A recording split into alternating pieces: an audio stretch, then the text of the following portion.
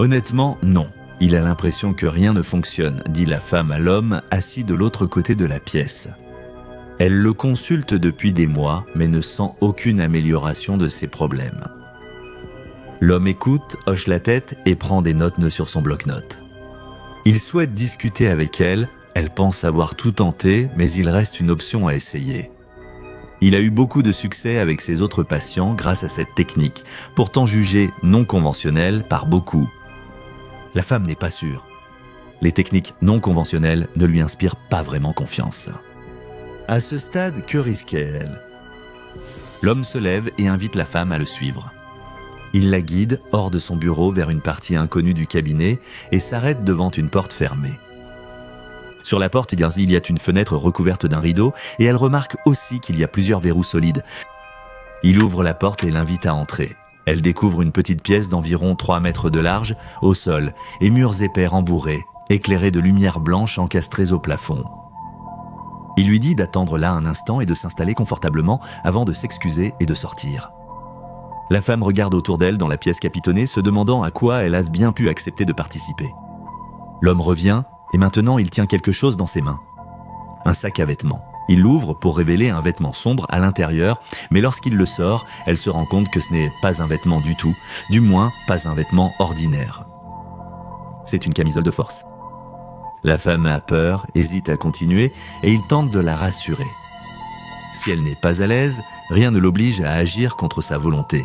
Toutefois, il rappelle avoir obtenu d'excellents résultats avec d'autres patients, qualifiant cela de remède miracle.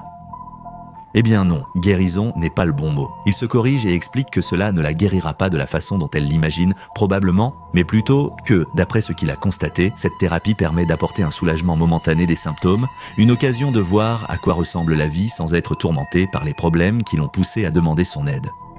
Après avoir découvert la vie sans ses fardeaux, ils pourront collaborer pour y revenir avec d'autres thérapies et techniques.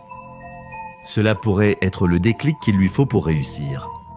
La femme reste sceptique, mais elle est désespérée de trouver quelque chose qui l'aidera à échapper aux pensées qui la tourmentent sans cesse, afin de redevenir la personne qu'elle souhaite être. Après un moment de réflexion, elle accepte donc de subir la procédure.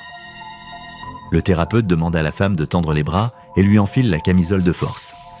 Elle peut voir et sentir maintenant qu'elle est faite de cuir noir et qu'elle lui va parfaitement, presque comme si elle avait été faite spécialement pour elle.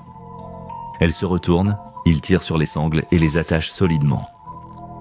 La femme, debout dans la pièce capitonnée et entravée par la camisole de force, demande à l'homme « Et maintenant ?» « On attend, lui dit-il, puis il sort de la pièce.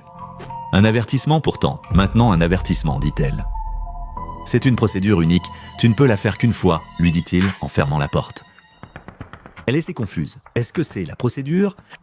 Il l'enferme dans une cellule ? Que se passe-t-il ? Elle n'aurait jamais dû accepter. Son esprit s'emballe, envahi de mauvaises pensées, qui empirent quand les lumières s'éteignent.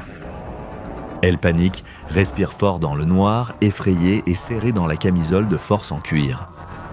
Elle crie avoir changé d'avis et ne veut plus le faire. Aucune réponse. Très sérieuse, elle veut partir immédiatement.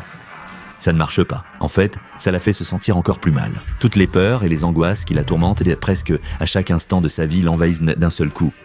Son esprit s'emballe alors qu'elle sent tous les signes annonciateurs d'une crise de panique commencer. 1 million de petits problèmes la déchirant de l'intérieur, la laissant tendue et impuissante à faire quoi que ce soit pour l'arrêter. Mais soudain, il y a un changement. Telle une brise fraîche sur son visage, le désespoir et la détresse s'estompent peu à peu. Ses angoisses semblent se dissoudre dans l'obscurité, ne lui laissant que l'étreinte réconfortante de la camisole de force. Ce n'est pas qu'elle se sente heureuse nécessairement, elle se sent simplement normale, en paix avec elle-même et sa situation. C'est une sensation incroyable et elle savoure la joie de ne pas se sentir mal.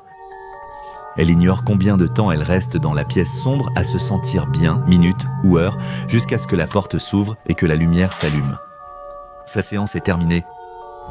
Elle part du bureau avec une nouvelle vision de la vie. La satisfaction s'est évanouie, mais elle se sent renouvelée, prête à affronter ses problèmes pour retrouver ce qu'elle a ressenti dans la camisole de force et se sentir normale. Mais dès le lendemain, son nouvel élan de vie a complètement disparu. Et elle est au téléphone avec l'homme, le suppliant de la laisser venir immédiatement et de porter à nouveau la camisole de force. Il lui a rappelé que la procédure était unique, que l'exposition excessive est dangereuse et qu'elle devrait privilégier d'autres traitements. La femme veut seulement la porter un petit moment, juste quelques minutes, pour ressentir à nouveau cette sensation. Il lui affirme que c'est impossible et qu'elle devrait se réjouir du succès avant d'essayer d'autres méthodes. Il part à une conférence et revient dans une semaine. Ils en reparleront à son retour.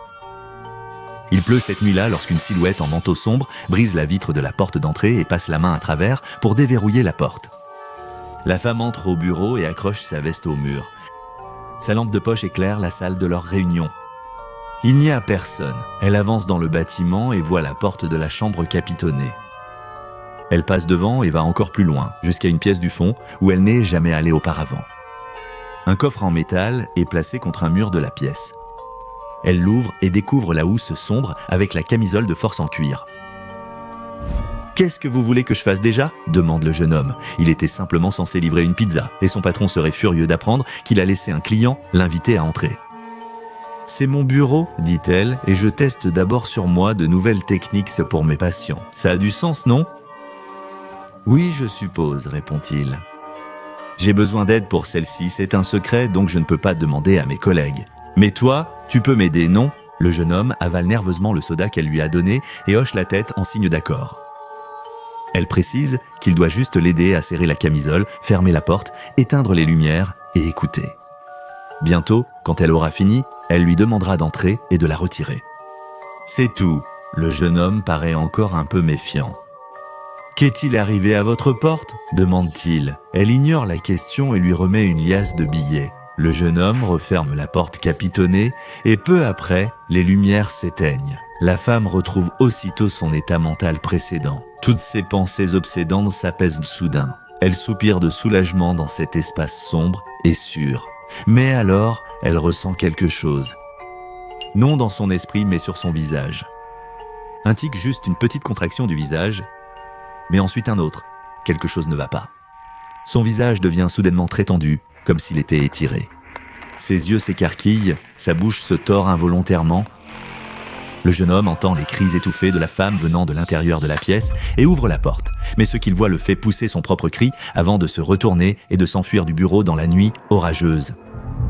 Qu'est-ce que c'est ? Pense l'homme en voyant la vitre brisée de la porte de son bureau. Il entre, remarque la porte ouverte et du verre brisé au sol. Il entre dans son bureau, regarde autour de lui et ne voit rien, mais en un instant, il a un moment de réalisation. Il recule jusqu'à la porte de la cellule capitonnée. La porte est entr'ouverte, il écoute. Est-ce que c'est une respiration à l'intérieur ? Il entre dans la cellule sombre et allume la lumière. La camisole de force en cuir noir repose au centre, mais ce n'est plus vraiment le sol. Maintenant, à la place, une couche de peau tendue s'étend à travers la pièce capitonnée, avec le contour d'os aplati visible en dessous. L'esprit humain ne comprend pas ce qu'il voit, puis soudain il le perçoit. Dans le coin le plus éloigné de la pièce se trouve le visage étiré de la femme, ses paupières tirées si fort qu'elle ne peut pas cligner des yeux, la laissant le fixer du regard. Par une bouche déformée, elle murmure « Aide-moi ». Y a-t-il quelque chose de plus cruel qu'un objet capable de traiter vos problèmes de santé mentale, mais qui provoque certains des effets secondaires les plus dévastateurs qu'on puisse imaginer ? Selon l'avis de ce modeste docteur, non. Et l'anomalie d'aujourd'hui est justement un tel objet. SCP-482, aussi appelé la camisole de force à mutation mentale, est son nom le plus connu. SCP-482 est une camisole de force en cuir noir qui ressemble beaucoup, par son apparence et sa fabrication, à une version produite en série, bien que, comme vous le verrez, elle soit totalement unique. Bien que la camisole de force soit comparable en taille à d'autres versions de taille moyenne, elle est d'une manière ou d'une autre capable de s'adapter à pratiquement tous les types et tailles de corps. Une étiquette intérieure indique « Fabriqué à Siaoyan, lavage à la main, pas de poudre d'Asaraena, lettres délavées ». Ni la ville, ni la poudre d'Asaraena ne semblent exister dans aucun des registres que la Fondation SCP a pu trouver. Aucune usure n'est visible sur SCP-482, mais les sangles présentent plusieurs entailles. Les tests indiquant qu'il peut être davantage endommagé, mais toute enquête a été suspendue faute de doublons viables. Les véritables effets anormaux de SCP-482 se manifestent lorsque la camisole de force est apportée. Et les deux principaux effets, qui se produisent successivement, ont été désignés comme point temporel alpha et point temporel bêta. Le point temporel alpha désigne la phase initiale durant laquelle un sujet porte SCP-482 et cette phase peut durer une période variable, bien qu'elle soit le plus souvent comprise entre 1 et 6 heures de port. Durant cette période, le sujet dira se sentir mieux mentalement et toute affection mentale négative semblera disparaître. Tout médicament pris par le sujet sera totalement inefficace et lors des tests psychologiques de la Fondation, ces résultats correspondront à ceux d'une personne mentalement stable. Les effets du point temporel alpha sont temporaires. Après séparation de SCP-482, toute maladie mentale réapparaît, mais disparaît si la camisole est remise. Cependant, la durée d'exposition au point temporel alpha s'additionne, et après assez de temps dans la camisole de force, le sujet atteindra inévitablement la deuxième phase de SCP-482. Le point temporel bêta désigne la période qui suit si un sujet porte encore SCP-482 après le point temporel alpha. Durant cette période, les changements ne seront plus mentaux, mais le sujet ressentira des effets physiques. La nature exacte des changements physiques varie, bien qu'ils semblent être liés d'une certaine manière au problème de santé mentale du sujet, le degré de changement semblant également lié à la gravité de son problème. Les tests de la SCP-482 menés par les chercheurs de la Fondation sur le personnel de classe D ont permis de documenter diverses manifestations anormales de la camisole de force dans le journal d'expérience SCP-482. Lors du premier test, un membre masculin de la classe D atteint de schizophrénie a été placé dans la camisole de force en cuir. Il a aussitôt affirmé se sentir étrangement calme et on l'a vu assis, fixant le mur sans expression pendant 2 heures et 49 minutes, durée identifiée comme son point temporel alpha. Le point temporel bêta a débuté 1 minute plus tard, à 2h50, lorsque le corps du sujet s'est contorsionné et qu'il a signalé une forte douleur. Différentes parties du corps du sujet ont commencé à augmenter en masse et en taille, y compris sa tête, alors que ses yeux commençaient à sortir de leurs orbites. Il a crié de douleur en essayant de croiser le regard des chercheurs qui observaient à travers une vitre pendant 34 minutes jusqu'à ce qu'un ordre de terminaison soit donné. L'examen ultérieur du corps du sujet a révélé que sa masse corporelle avait augmenté d'environ 180% en raison d'une croissance rapide des os et des muscles. On ignore quel processus physique en est à la cause, même si des tests génétiques ont révélé des télomères anormalement courts dans son acide désoxyribonucléique. Les observateurs ont également signalé avoir ressenti une sensation étrange qui les empêchait de bouger normalement lorsque le sujet établissait un contact visuel avec eux. Lors du deuxième test, un membre du personnel de classe D souffrant de paranoïa a été mis en camisole de force. Lors de son exposition à l'alpha, il a noté un silence satisfaisant dans sa tête, sans les voix désincarnées qui le tourmentaient en d'habitude. Il était satisfait après 2 heures et retiré de la combinaison, mais ayant demandé à y retourner, il a pu remettre le SCP-482. Après 1 heure et demie de plus, l'exposition bêta a débuté. Des gonflements sont apparus sur son cou et ses épaules. Après 4 minutes, il a crié pour qu'on cesse de parler et quitte sa tête.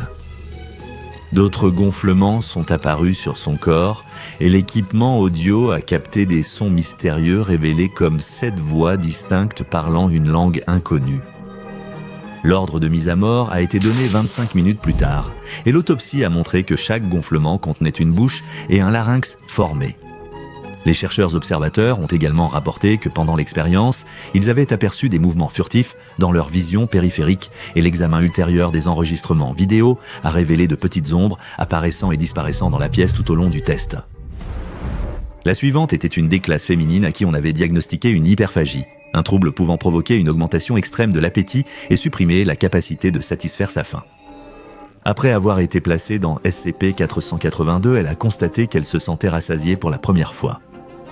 Elle a ressenti cela pendant 1 heure et 58 minutes, après quoi elle a commencé à ressentir une douleur à l'abdomen.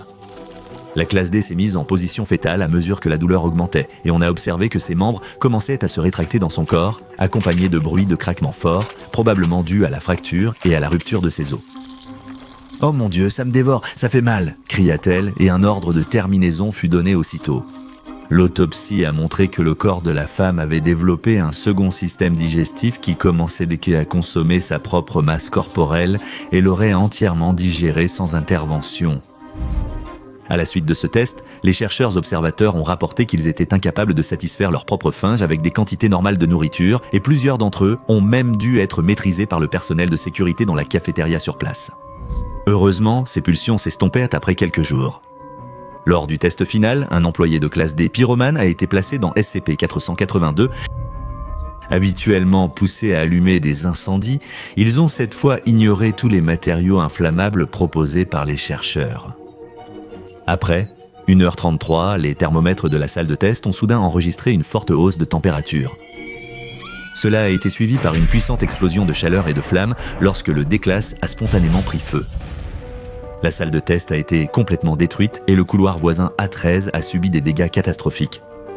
Tous les chercheurs observateurs sont aussi morts dans l'incendie. SCP-482, cependant, a survécu.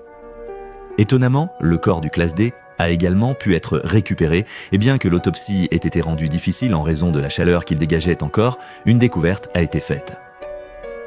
À l'intérieur du corps, un nouvel organe a été découvert qui semblait maintenir une sorte de réaction constante produisant de la chaleur ainsi que de fortes ondes magnétiques et cet organe a été placé en confinement pour des études futures.